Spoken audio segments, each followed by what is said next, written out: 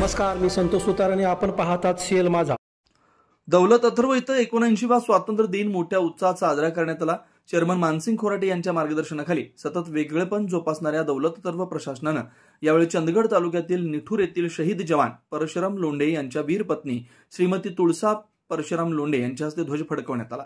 यावेळी दौलत अथर्वचे सुरक्षा अधिकारी संभाजी साळुंके व सर्व सुरक्षा रक्षकांनी ध्वजाला मानवंदना दिली.